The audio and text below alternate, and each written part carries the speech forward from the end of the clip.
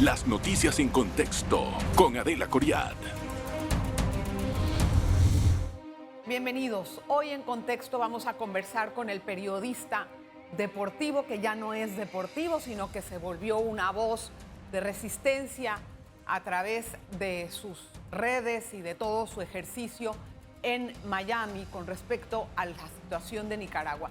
Miguel es un periodista, como le dije, que se fue desterrado por el régimen de Ortega y enviado a Estados Unidos hace poco tiempo en el avión que sacaron a todos los deportados, los desterrados de Nicaragua. A él lo condenaron por emitir noticias falsas, pero desde el extranjero está tratando de luchar contra el régimen de Daniel Ortega. ¿Qué tan efectiva es esta lucha y cómo se maneja una situación de estas en este momento en donde la democracia es tan clave para nuestra región?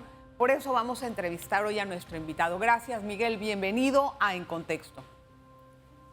Gracias a usted, Adela. Gracias, Miguel. Bueno, es importante decir quién eres tú y explicarle a nuestra audiencia por qué te estamos entrevistando. Y lo que es que usted se acaba de ganar un premio, bueno, no hace muy poco, pero sí hace unos meses, el premio de María Moores Cabot, porque fue elegido como la prensa independiente que representa a todas esas voces que han sido calladas en Nicaragua. Y de igual manera, pues ha sido una persona que desde el exilio está luchando por la libertad de su pueblo. Cuénteme en este momento cuál es la situación que vive Nicaragua. Pues Nicaragua está viviendo días oscuros, momentos terribles de persecución sin libertad. Hay cero libertad en Nicaragua, cero libertad de expresión, cero libertad de los ciudadanos. Hay una persecución bestial de la dictadura Ortega y Murillo. Esta pareja que ha sido calificada como responsable de crímenes de lesa humanidad, ahorita mismo ellos desterraron a 19 sacerdotes hace 2 semanas, entre ellos 2 obispos. Nunca un régimen, nunca una dictadura, por muy bestial que fuera, como la de Somoza, había tenido una persecución hacia la Iglesia Católica, que es tan importante para todos. Y no hay voces críticas, todos han sido expulsados.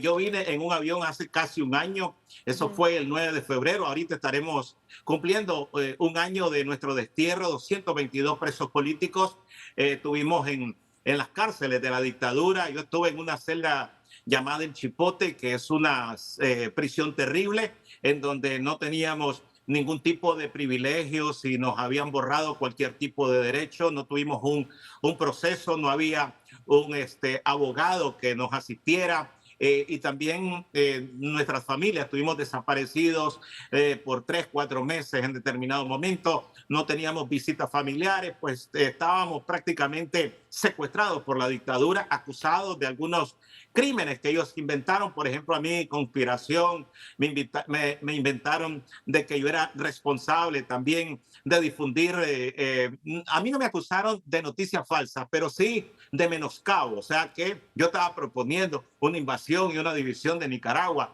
y además me hacían ver que yo recibía financiamientos del extranjero para hacer periodismo, pero yo lo que hice fue hacer denuncia como hacemos todos los periodistas después de constatar, después de comprobar las noticias de las barbaridades que estaban ocurriendo en Nicaragua, sobre todo a partir del 2018, en donde hubo una represión brutal que se saldó con casi 400 personas asesinadas, de acuerdo a los informes de los distintos organismos de derechos humanos. A ver, antes de llegar a esa etapa, que es una etapa crucial en su vida, que es el encarcelamiento, usted fue detenido en el año 2021 por emitir noticias falsas, como nos está explicando. Pero antes de llegar a ese momento, yo quiero que usted me cuente brevemente, le cuente a la audiencia quién era usted en Nicaragua. Usted se dedicaba al periodismo deportivo y después empezó a denunciar algunas de las situaciones como usted nos está mencionando. ¿Cómo fue ese paso del deportivo, del deporte, a pasar a la política dentro de usted, y si sabía que eso era tan arriesgado? Bueno, yo tengo 32 años de ser cronista deportivo. He visitado un montón de veces Panamá, conozco el estadio de béisbol El Rod Caru, conozco la historia de Mariano Rivera, de Caru, de los grandes atletas que ha tenido este país de ustedes. Por lo tanto, estaba familiarizado con el asunto del deporte, trabajé en canales de televisión, en radios, pues siempre tuve la fortuna, la bendición de Dios de trabajar en medios de comunicación muy vistos, muy importantes, de los más relevantes de Nicaragua, y eso me hizo un nombre ante la sociedad de Nicaragua. Y cuando se da la bestial represión, pues entonces los medios de comunicación prácticamente estaban ya en poder de la dictadura Ortega y Murillo, que desde que regresaron al poder en el 2007, empezaron a comprar canales de televisión, emisoras, a cerrar periódicos. Entonces, los periodistas como yo, que no estamos vinculados, que no estamos en el grupo de periodistas oficialistas, pues entonces teníamos que arreglárnosla con las redes sociales que ya estaban. Y yo, cuando estaba siendo acribillado el pueblo, la gente estaba siendo asesinada, hubo imágenes dramáticas como la de Alvarito Conrado, sí, un muchachito que por estar pasando agua, unos jóvenes que se estaban pronunciando en una universidad recibió un disparo en el cuello, una familia quemada. Entonces llega un momento que para mí era como vergonzoso seguir hablando de deportes en un país que estaba sangrando, en un país que estaba sufriendo. Yo estaba claro del riesgo que estaba corriendo, pero a esas alturas no creíamos, claro, que iban a llegar a tantos crímenes, o sea, que no a tener freno a aquella bestial represión. Creímos que Ortega iba a entender que el pueblo no lo quería, que iban a venir elecciones adelantadas, que se iba a poder salir de este problema de una manera pacífica, porque era el reclamo de los ciudadanos. Entonces, él se atornilló, mandó paramilitares, mandó a hacer la operación limpieza, como le llamamos, o sea, a destruir los tranques que la gente había levantado para protegerse, a meter presos a los líderes cívicos. Entonces, como periodista, yo seguí denunciando. Mis plataformas se convirtieron prácticamente en eso, en publicar y en conseguir noticias de lo que estaba pasando, de la realidad que el régimen quería ocultar a través de sus medios de comunicación. Y fácilmente me puse en la mira. Desde el 2018, una vez llegaron a mi casa paramilitares, me robaron mi carro, mis computadoras, me vaciaron todo. Y así siempre estuve en la mira, o sea, recibí golpes en la calle de policías, de paramilitares que golpearon en una ocasión mi vehículo en el que viajaba. Y cuando se dio la cacería de aspirantes presidenciales en el 2021, pues sabía que yo estaba en la lista, en la mira del régimen, pero no creí que fuera de los primeros, ¿no? O sea, a mí me agarran el 21 de junio y estuve encarcelado exactamente 597 días. Sí, Miguel, vamos a explorar un poquito más esa situación al regresar de la pausa. No se vaya, por favor, quédese con nosotros un momentito, vas a ver qué historia tan interesante. En breve regresamos con En Contexto. Hoy conversamos con Miguel Mendoza, periodista nicaragüense que se encuentra exiliado, desterrado de su patria, vive en este momento en Miami, desde donde podemos estar conversando con él en esta oportunidad. Don Miguel, escuchándolo usted, yo he tenido la oportunidad de entrevistar a muchos disidentes y a muchas personas que viven fuera de Venezuela, incluso que viven fuera de Nicaragua, que también con su voz tratan de cambiar la situación en la que se encuentra el país, en este momento calificada como una dictadura, un régimen. Y me he dado cuenta que es una lucha muy difícil y tal vez lenta y que requiere muchos recursos. ¿Usted cree que se puede combatir una dictadura desde el extranjero? Pues yo lo que creo que uno hace resistencia usando los recursos que tiene. La oposición de Nicaragua está en el exilio, no hay un solo opositor en el país, no hay un solo medio de comunicación. Un sacerdote que haga una oración a favor de un sacerdote preso va preso también. O sea, no hay ningún tipo de libertad. Ahora, que si se puede, lo que pasa es que se necesitan recursos. La oposición, claro, de Nicaragua no la tiene. No hay. O sea, si usted me dice si soy optimista, pues soy optimista porque creo de que Ortega ya es un anciano, igual que Rosario Murillo, y en determinado momento van a dejar de existir. ¿Sí? Y los que queden, sus hijos, creo que no van a poder sostenerse en el poder. O sea que no va a ser una dinastía como la que hubo con Somoza, que le heredó a sus hijos el poder. Él fue asesinado en 1956. Así es. Pasaron 2 hijos de Somoza en el poder hasta que llegó el Frente Sandinista en 1979. Creo que eso no va a ocurrir. O sea, porque, por ejemplo, las Fuerzas Armadas que están sometidas hacia esta dictadura no le van a hacer caso a los hijos que no tienen ninguna relevancia. Tampoco se le conocen muchas capacidades, muchas habilidades a los hijos de Ortega. Claro. Y creo que eso se va a terminar cuando ellos desaparezcan. Ahora que si se puede desde afuera. Nosotros estamos peor en estos momentos que los venezolanos, porque en Venezuela está María Corina tratando de forzar su participación en las próximas elecciones. Se permite en Venezuela la oposición, hay marchas, la gente habla, hay medios de comunicación. En el mismo Cuba hay medios digitales de comunicación todavía funcionando. En Nicaragua no tenemos ni lo uno ni lo otro. Claro. O sea, dos señores atornillados en el poder porque ellos quieren seguir. O sea, son tan aislados, no tienen ninguna consideración de la comunidad internacional.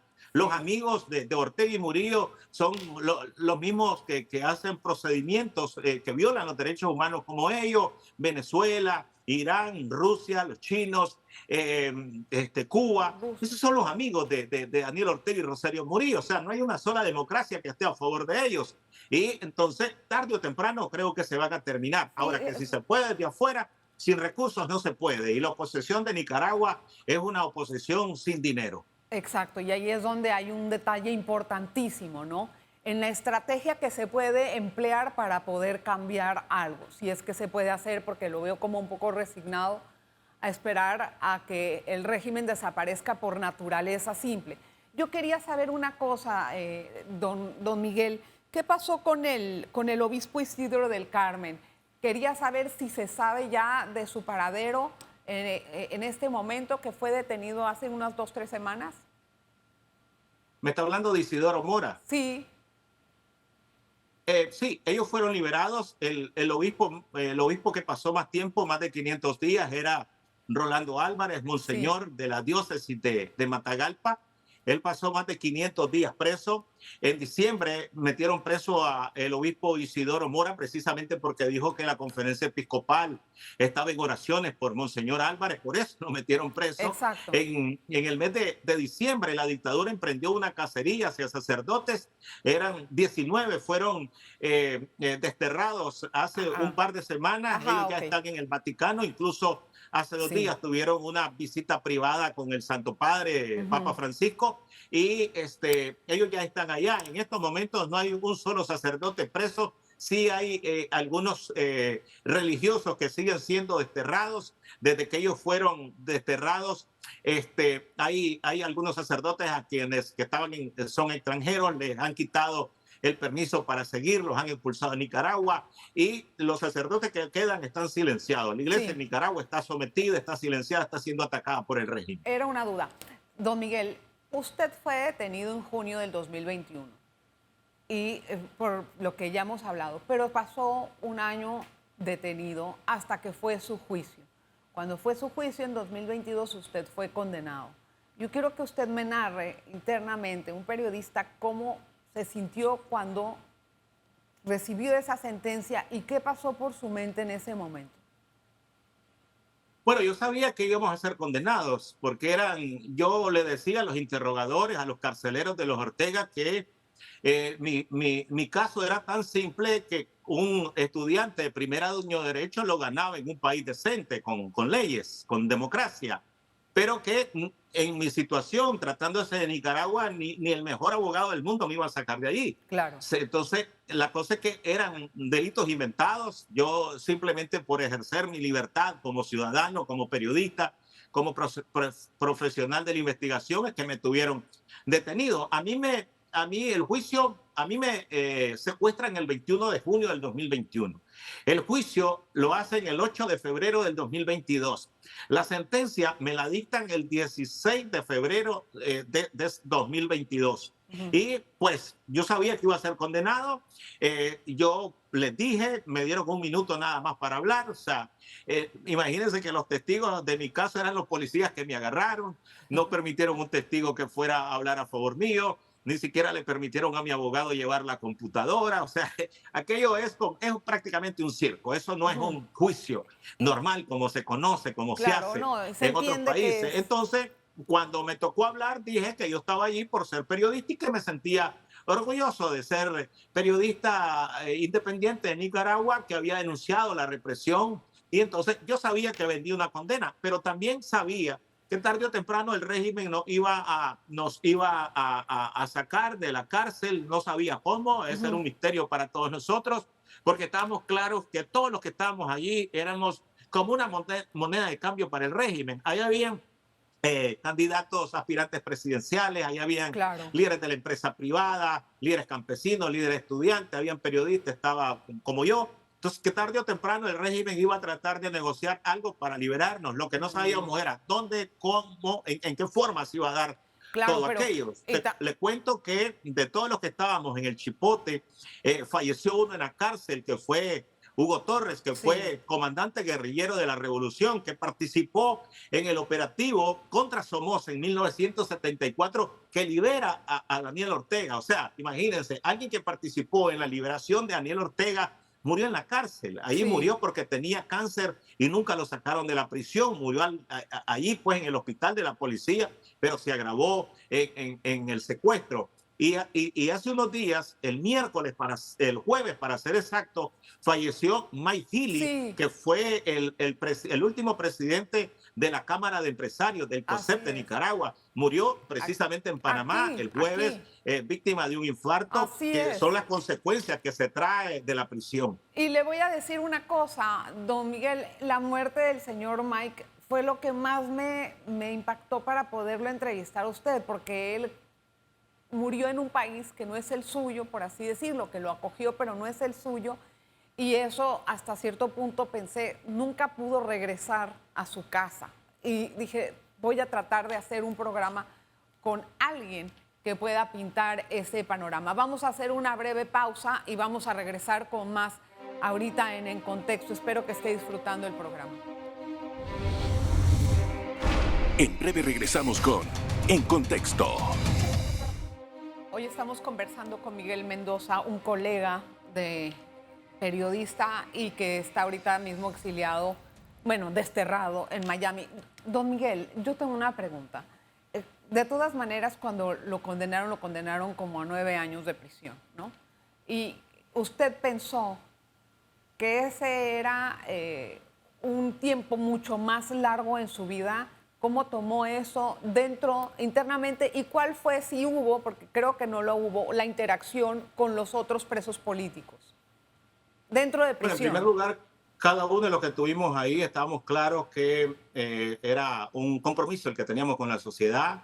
En ningún momento me arrepentí. Creo que valió la pena y vale la pena todo lo que estamos haciendo por la democracia, que finalmente la vamos a alcanzar. La sentencia, la persecución, la confiscación, porque nos han quitado la ciudadanía y también todos los bienes que teníamos. Uno lo mira de largo, puede ser duro, pero creo que cada paso que dimos, cada uno de nosotros, fue siguiendo el camino correcto. Por lo tanto, no hay arrepentimiento en absoluto de todo lo que nos ha pasado.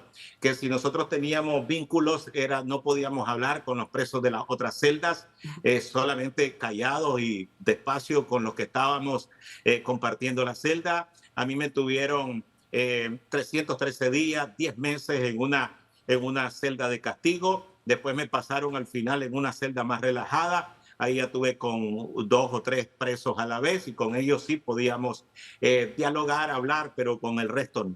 Estaba prohibido. Sí, Miguel, ¿cómo fue entonces el momento en que les comunicaron que iban a ser desterrados prácticamente, pero liberados igualmente, ¿no? De manera inesperada, fue la noche del 8 de febrero. Estábamos ya prácticamente dormidos. De repente empezamos a escuchar bullas en los pasillos. Nos metieron ropa de civil. Nos dijeron que nos vistiéramos y que pasáramos el uniforme azul de preso. Al tanto tiempo empezaron a sacar de las celdas.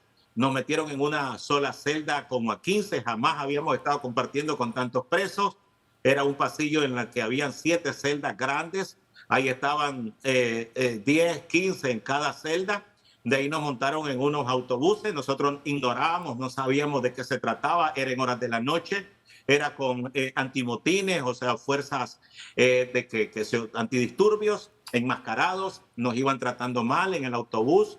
Yo no sabía que llevaban a 222, lo ignorábamos, las ventanas del bus iban cubiertas con cortinas negras, era imposible ver.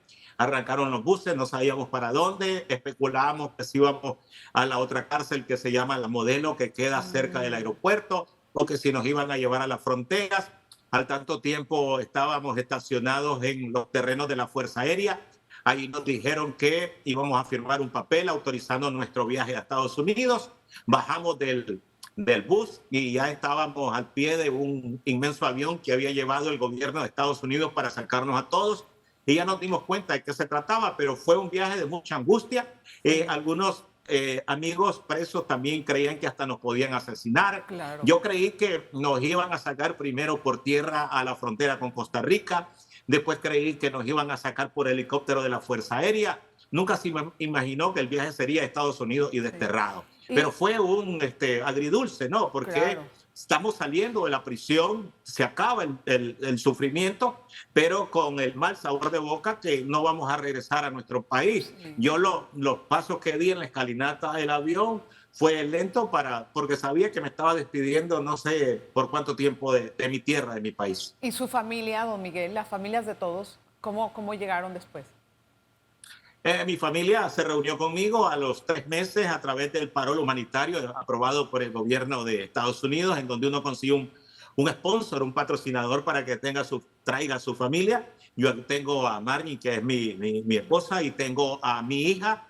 Entonces ellos están reunidos, pero allá están mis hermanos, está mi mamá de 92 años, que ella nunca supo de mi secuestro porque es una persona que tiene demencia senil y que nunca supo, gracias a Dios, porque eso la hubiera afectado más. Pero parte de mi familia sigue allá, aquí solo tengo a mi familia inmediata. Eso debe ser una angustia muy grande, don Miguel. Para finalizar, una cosa rápida. ¿Hoy qué hace? Y la otra, las presiones internacionales o las sanciones que hay en contra de Nicaragua, ¿ayudarán en algo a cambiar la situación? Cortito. Bueno, en primer lugar, sigo haciendo periodismo. Como ustedes ven, aquí tengo un pequeño set. Hago un programa de deportes en la mañana a través de mis redes sociales. En la tarde toco un tema de la política. Entrevisto a algún protagonista de la política nicaragüense, opositores. Estoy aquí, estoy a través de mis redes sociales, en mi YouTube, en Facebook, en Twitter, en todas las redes sociales tengo presencia. Y no me callo, no me van a callar, estoy largo, no me van a meter preso aquí. Entonces tengo la libertad de hacer los programas y hacer el enfoque que yo quiera, que si las sanciones ayudan a limitar y a arrinconar al régimen, pero Ortega se vive burlando de las sanciones económicas porque el país está más sólido, a él le ha salido bien el truco de expulsar a nicaragüenses, de no darles esperanza ni oportunidades. Casi 1 millón de nicaragüenses han venido en los últimos 4 años y están en Estados Unidos. Y esa cantidad de nicaragüenses, muchos exiliados, otros que vienen por oportunidades de trabajo, han oxigenado a la dictadura del régimen. Con esto solo le grafico. El año pasado, 2023, se estableció récord en remesas que entraron a Nicaragua de 4.700 millones de dólares en remesas. Esto le queda una inmensa cantidad de impuestos al régimen y disminuye la preocupación de la falta de trabajo porque son los nicaragüenses los que están manteniendo a sus familias por allá. El régimen está económicamente sano, llegó el Fondo Monetario Internacional a decir una barbaridad y el Banco Mundial. Creímos de que estas organizaciones financieras, organismos financieros, no iban a financiar más al régimen y lo están haciendo. Bueno, Ortega se burla ahora, rompió relaciones con Taiwán, tiene relaciones con China, dice lo que quiera contra Estados Unidos y Estados Unidos sigue siendo el principal socio comercial de Nicaragua. Entonces, no le está pasando nada, más bien la economía está más robusta que los últimos 5 años que como la tenían, ¿no? El dinero mata al régimen. O sea, no le hace nada. Miguel, gracias por contarnos la historia. Quiero desearte mucho éxito y que sepas que cuentas con una colega en Panamá y muchos otros más que estamos aquí, pues muy vigilantes de lo que pueda ocurrir en Nicaragua y algunos otros países. Miguel, muchas gracias por todas las impresiones que nos has dado hoy. Gracias a usted, Adela, y a todos los panameños que no se olviden en Nicaragua que estamos en una situación difícil. Claro que sí, así será. Y gracias a usted por prestar atención a este programa. Nos vemos la próxima. Las noticias en contexto con Adela Coriad.